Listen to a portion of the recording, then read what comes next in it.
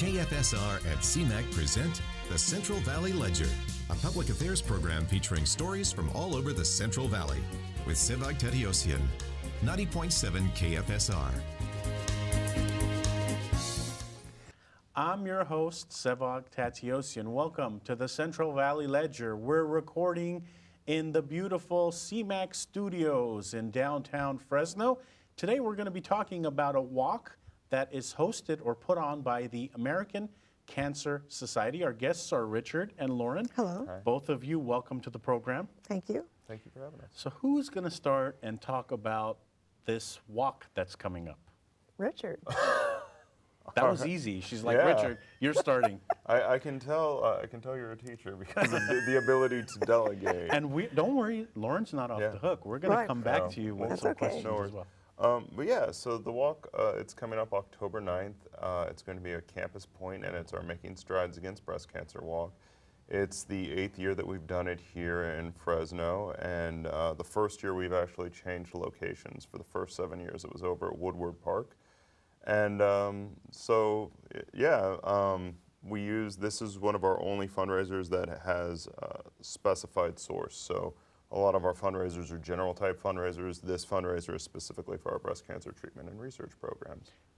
The walk was originally at Woodward Park, and now you're doing it at Campus Point. So as the organizer, the one that's putting this thing on, when you hear that the location is going to change, what are you thinking?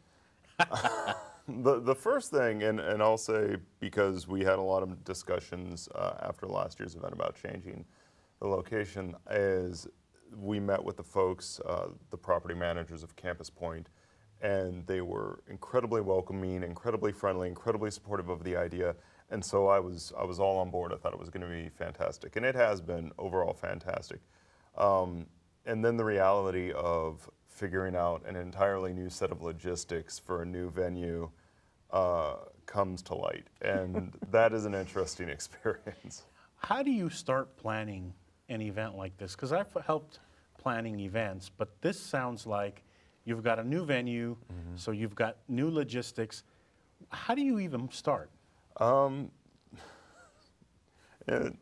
Because we do have kind of a base framework, you have an idea of what you're working with, and with the Making Strides event, we as the American Cancer Society do have a general structure for the event. So that helps a great deal. You know, essentially it's going to be a 5K walk, roughly what the time frames are going to be. So you don't have to start from scratch.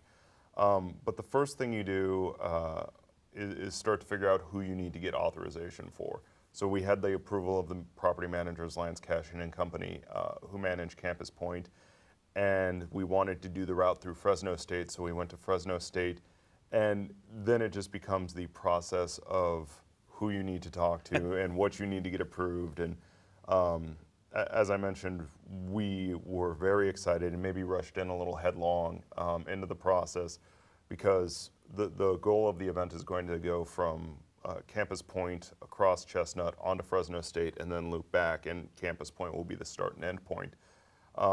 But to do that requires Campus Point, which is a private property, the crossing of Chestnut, which is Fresno City property, and then walking on Fresno State, which is Fresno State property. So it requires the authorization of 3 separate entities, and that has been probably the biggest undertaking of this whole event, because I don't think we anticipated that. So you just start figuring out who you need to get the approval from, and then somewhere in there you start working on the logistics of getting people there. And we're going to get back to you and talk to you a little bit more about the walk and the organization, the American Cancer Society, the local chapter. Yeah. But I want to now ask Lauren some questions. Okay. Lauren, how did you get acquainted with the American Cancer Society? Well, I'm a breast cancer survivor. I was diagnosed in 2001, and I had my surgery and whatnot. And then it wasn't until 2005 that I got involved with the American Cancer Society Relay for Life program, because that was at Fresno State. And I'm a teacher at Edison High School, and I was a co-advisor of a club that does community service. So we did our first Relay for Life event in 2005, and then the next year I volunteered to be on the committee as the lap counter leader, because there was that competition. And then another year I was the luminaria chair. Luminarias are bags that people decorate their loved ones that they've lost or survivors. And then I became the co-chair and then the chair. So I kind of just worked my way up, learning the ropes as I went up. And I've had my club. I still have the club, and they have worked with Strides Against Cancer and Relay for Life as volunteers for the past 10 years. You know, I'm glad, I was going to ask you this a little later on, but volunteers. Richard, I want to go to you and ask you about volunteers, and here's why. As we sit here in this beautiful studio, having a conversation that thousands of people are going to watch, volunteers are making this happen. Mary and Amanda, who they're going to hate me for mentioning them by name, but I'm going to do it, are in the studio now making us look and sound good. And we couldn't do this program without volunteers. Do you feel the same way about your organization? Oh, yeah. Oh, yes. Absolutely. We, with the American Cancer Society, we're the largest volunteer health organization in America, and whenever we have the opportunity, we do a lot of volunteer recognition. And I'm fond of saying, you know, when I tell volunteers we can't do this without you, literally we can't do this without you, it's not even necessarily a compliment. It's really just a statement of fact that without the literal millions of volunteers who show up for us, we would cease to exist. So they are the lifeblood of this organization. And as a past committee member for Relay for Life, I mean, the years that I was co-chair and chair, I was like, I lived and breathed Relay for Life. And because you have to worry about the food and who's going to do parking, the logistics, and just, I mean, it's a 24-hour event, so there's just so much that goes into the planning of it. And so you need people, and you can't do it without the volunteers. Right. Lauren, I want to get back to you, and I want to, when you first found out you have cancer, what was going through your mind? Because, you know, off camera we were talking a little bit, and you indicated that you've been a high school teacher for such a long time. Right. So when you first found out, what is going through your mind? Well, I was 40 years old, and I got a call in my classroom from the radiologist saying, you have cancer. And it was in between periods. And I remember John Ramsey and Lee Belford, two of my students, they came in the classroom first, and I was just crying. And so they comforted me and asked me what was wrong, so I told them. And it seems like the rest of that school year, those kids learned a lot about life and what goes on with somebody that gets a cancer diagnosis. And we had a lot of life parties, as I call them, because I wanted to celebrate life rather than worry about what could happen. So, you know, I never had the feeling that I was going to die, because the key is early detection, and luckily for me, it was early detection. But I was diagnosed in February, and I didn't have my surgery till June, and there were a lot of doctor problems and testing. I had the Brock test done, which Angelina Jolie had that done to determine if she carried the breast cancer gene, and she was positive, which is why she had a double mastectomy. But luckily I was negative, so I didn't, because that was on the table, whether I needed to have a double mastectomy or not. Well, and you know, our audience members, we all have been touched by someone who has had cancer. So the people who think it can't happen to me, what do you have to say to them? Because it could happen to anybody, any of us. You just have to be aware of your body, and unfortunately go to the doctor and get, you know, physicals or checked once a year. Like with me, I just had my regular yearly mammogram, and that's where they were able to detect it. I didn't feel any lumps or anything, so you know, you have to go to the doctor, unfortunately. And like I have this spot on my up here that is precancerous, so I have an appointment with a dermatologist to get that taken care of. How important is it for you to, when you sense something different about your body or something on your body, should we be going to the doctor right away? I mean, I see some people saying, oh, it's nothing, it's a scratch or something. And then some people saying, no, it could be something more serious. How would you give advice to someone who says, I have a bump or a mole or something? Well, if it's a bump, I would definitely tell them, go see a doctor. Because I have kids at school know of my situation, so a lot of them come up to me all the time and say, you know, my mom felt this, or I felt this, and so they take me into confidence, which is nice, and I'm able to say, you know, I think you need to go see a doctor.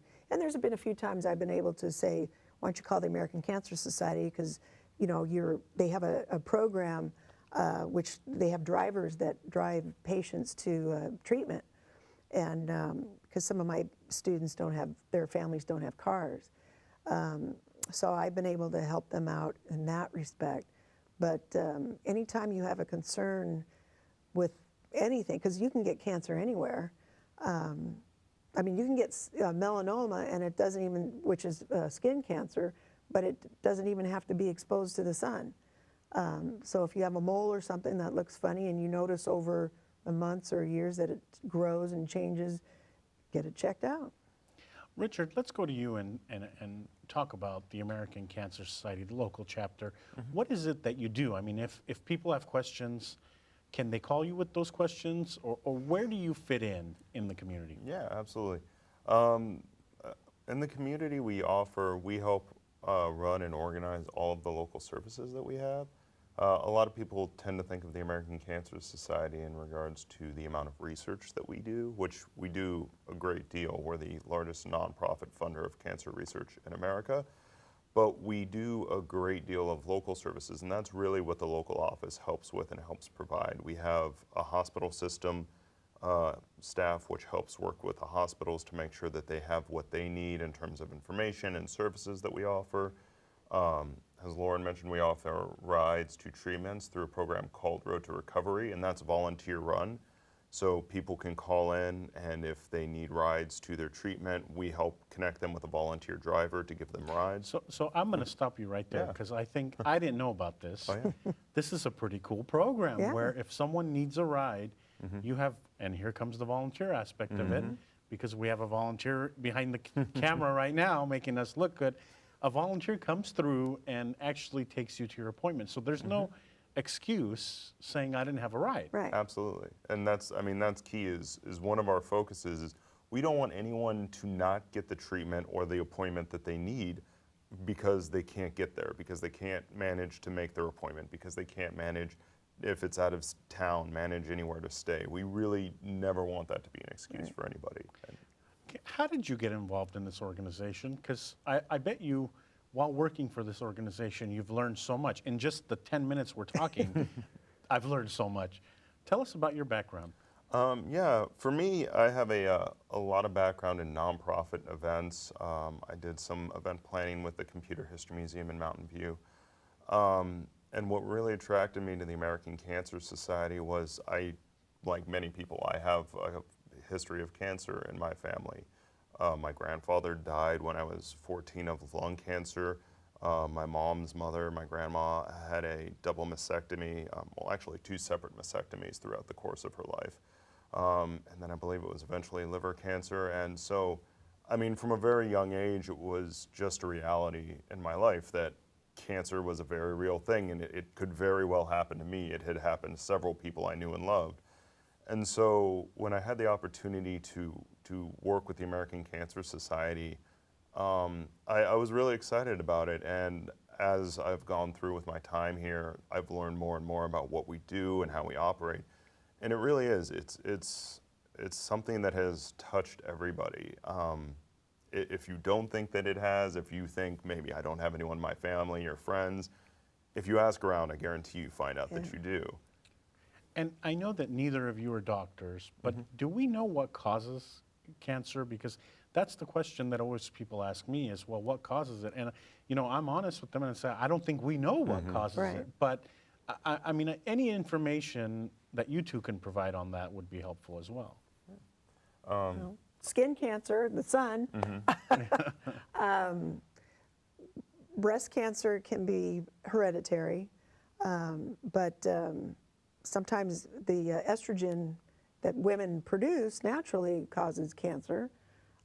Because after I had my surgery, and I believe most of my friends that have had breast cancer, they're prescribed tamoxifen, which is supposed to suppress estrogen development. And you're supposed to take that like 5 years after your diagnosis. So in that case, our own bodies are doing it to ourselves. Yeah. But anything other than that, I can't answer. Lauren, I want to stick with you a little bit. So here you are, you're a teacher, you get the word that you've got cancer. I mean, what are you thinking as far as your career? What are you thinking as far as, your job, employment? I mean, all these things have got to be running through your head right now. And I don't know, about your family situation at the time, but all these things have got to be going through your head like, okay, so how am I going to support myself? What am I going to do next? Right. Can you walk us through kind of what happened? Well, like I said, I got the diagnosis, and I had to get through the day at school. Which that day must have been one of the toughest days that you've ever had. Yes. And getting through, you actually stayed at work that day. Yeah. Yeah. Shows the strength. You have a lot of strength there. Yeah. Well, I don't remember doing much, but we stayed there, or I stayed there. But I came home and talked to my husband, and we talked a lot of things about what could happen or what couldn't happen, and what would happen if, and what would happen if not. But like I said, it took so long. Like I said, I got the diagnosis in February, but I didn't have the surgery until June. So I had a lot of time to really kind of think about it, and part of that is because I had to talk to an oncologist. And the oncologist wanted me to have the Brock test, and the Brock test took like a month to get the results of that. And then I had to see a surgeon, and then I had to see a plastic surgeon. So to try to get all these doctors lined up, and then to actually get a date, it was a long time to kind of stress over it. But then luckily I had the surgery in June after school was over with, so I spent the whole summer recovering. What advice do you have for someone who just finds out that they have cancer? I mean, is there anything you can do to kind of help them through the process? Well, just make sure that, you have, to realize that you're not alone.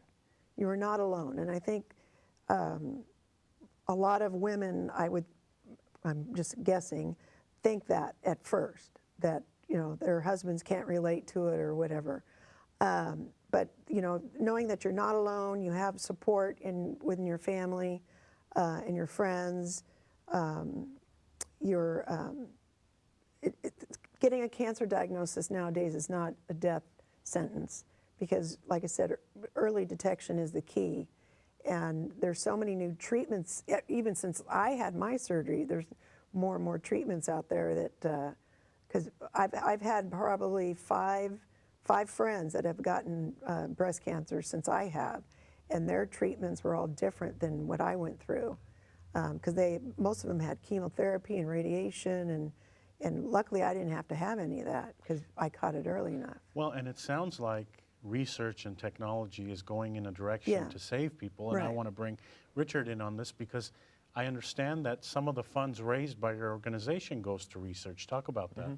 Yeah, as I mentioned, we're the largest nonprofit funder of cancer research in America, and we have, I'm gonna get the numbers wrong, so I'm not gonna go specifically into it, but around $400 million right now in cancer research grants. In America, we've helped fund 47 Nobel laureates. And the thing that's really exciting about the research that we get to fund at the American Cancer Society is a lot of it is first-time researchers. So it's people who are just postdoctorate and they're trying to do their first real research project, and they may not get funded any other way. And we've had this opportunity throughout the history of the American Cancer Society, and even more so recently because our new CEO has focused on expanding our funding of research. His goal is to double it, which is incredibly ambitious. But very important. No, it's incredibly important, and it's one of those things where that's going to be where the greatest benefit comes. And really, you know, the things that we funded, she mentioned tamoxifen earlier, that may be, you know, research that's done in LA or New York or Los Angeles, or I already said Los Angeles, but Seattle, but that comes back here, and that, I mean, that's incredibly important to us. And people watching this broadcast on Comcast 93, AT&T 99, or on YouTube, or listening to us on 90.7 FM, they can participate and give a little bit. Not only can they donate, but they can participate in this walk. Tell us about this walk. Yeah, absolutely. So the walk is on October 9th. It starts, check-in is at 8 a.m. We do a little bit of an opening ceremony from 8:15 to 9 o'clock, and then we do the 5K walk. And we have entertainment, we have some snacks for everybody. We really try to make it a family-friendly experience. And it is, the money, as I mentioned, goes to our breast cancer treatment and research programs. And it's one of those things, there's no sign-up fee. We definitely encourage people to fundraise. If people would love to, you know, want to raise thousands of dollars, awesome. If they just want to come out and take part, we definitely encourage that. And that's where I wanted to ask you. So let's say that you've got families on a budget with little kids, two kids in diapers. I'm telling you my story, but if you're wondering. Awfully specific. Very specific. 2 kids in diapers. Can I come out with my family? Do I have to donate? I mean, can I come out and just say, you know what? I want to support your organization and have my kids there and walk? Oh yeah, absolutely. And that's the key. There's no registration cost, and we do try to make it as family friendly as possible. We have a kids zone, which actually we're so fortunate. We have a volunteer from Fresno State this year who is part of one of their health class programs is running our kids zone tent. So they're going to have education and fun activities for kids centered around cancer prevention, which it doesn't sound fun, but they're doing a really great job with it. I mean, it sounds like this is a serious topic.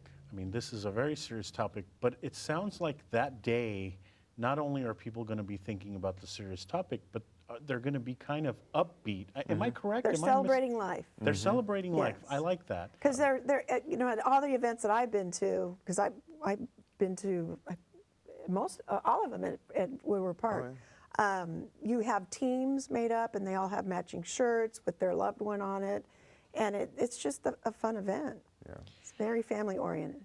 You know, and you couldn't do this kind of program without the sponsors. And you know, I don't want you to leave anybody off, but how important are your sponsors? And name a few of the people that we can go out and see that day. Yeah, absolutely. The sponsors are fantastic, and we, Fresno, this area happens to have a very strong hospital system, a very strong health system, and so one of our biggest sponsors is the Radin Breast Center, which is tied into Community Medical, or Clovis Medical, Clovis Community Medical. And they are really the ones, they help make this happen, and they show a great deal of support every year. And one of the things we're really excited about with our sponsors is they do it, I mean, they have an endless list of nonprofits that they could pick from to donate to. And the fact that they've continued to show faith in us and they believe in this mission, they don't do it to get their name on a banner. They don't do it to get their name on a t-shirt, to get to be a part of our radio ads. They really do it because it's something that they truly believe in, that it's important to them, whether it's affected them directly or, you know, a member of their company. And that's been the biggest thing that I've seen is we've had a Kaiser as a sponsor this year, and they're not just fundraising. They have a team. They're recruiting people from within to come out and be a part of it. And that, I mean, I've done a lot of events where we've had sponsors who have written giant checks, and it's great, but that's what they do is they write checks, and then they want to see the logo on everything. And our sponsors really, they come out. They really believe in this, and they really believe in putting, you know, their face and their effort on it, which is, you know, to me, that's incredible. It's never seen it anywhere before. We are running, believe it or not, we're running out of time this week on the program. But after the walk, is there like a celebration, or is there something going on after where there'll be food and music and stuff? Can you share that with us? Yeah, absolutely. We do a post-event, sort of a closing ceremony. We're going to have some entertainment. We're hoping to have University High School, the charter school from Fresno State, have some of their students perform. We have Omar Alindi, who is a local artist. He's going to be performing. He's actually has a song about his mother who passed away from not breast cancer, but from cancer. And he's donating 50% of the proceeds to the American Cancer Society. So he's going to be performing. We have food. We have a cornhole tournament where people can pay $10, and the person who gets the highest score actually is going to get a set of custom-made breast cancer pink ribbon cornhole boards. So it really is. We were given the authorization. You know, the folks at Campus Point were really excited about this. They said, stay as late as you want. You know, let it run as long as you like. So we really are trying to make sure that it's something that afterwards people don't feel like, all right, pack everybody up, let's go home. Yeah. They can stay, they can visit, you know, our sponsors, they can see our booth, read the material, they can hang out, and that's really the goal, is make it, you know, a day if we can. Identifying information. Where can people find out more information about this event? Yeah, they can go to makingstrideswalk.org/Central Valley, or if you just Google Making Strides Against Breast Cancer Central Valley, you can find out more information. It's pretty easy to find. We have all the social media. Real simple. Social media is so great to get the word out these days on anything. Absolutely. And Lauren, I want to end with you. Any last bits of advice or anything you want to share with our audience members? If people are on the fence about this walk, should they go? Yes, because it's like I said earlier, it's a celebration of life, and we need to support our community and our people within our community. If anybody's hesitating about calling the American Cancer Society or about going to get expert advice on a condition, whatever that condition may be, what do you have to say to them? Don't be afraid. They're there to help. Thank you so much, both of you, for coming on the program Thank this you. week and sharing. I'm excited to learn more about this walk. I'm going to go find out about this Bring walk. your babies. And you might find us there. You just might see us We'd love there. to have you. Thank you again, both Thank of you. you. Thank you for sharing your story with us. Thank you for doing what you do with this walk. Thank you. That's all for this edition of the Central Valley Ledger. We're here in the beautiful downtown studios of the Community Media Access Collaborative of Fresno and Clovis. Thank you to our volunteers who are behind the cameras and in the studio making us look and sound good. We couldn't do this without you. Today's guests, we're talking about the American Cancer Society and this great walk that's coming out. So Google them and find out more information about that. Thank you to our audience members listening to this broadcast on 90.7 FM, KFSR Fresno, and to those watching on Comcast 93 and AT&T 99. Hope you enjoyed the program this week. Hope you learned a little bit about the program this week. Tune in next week to a new edition.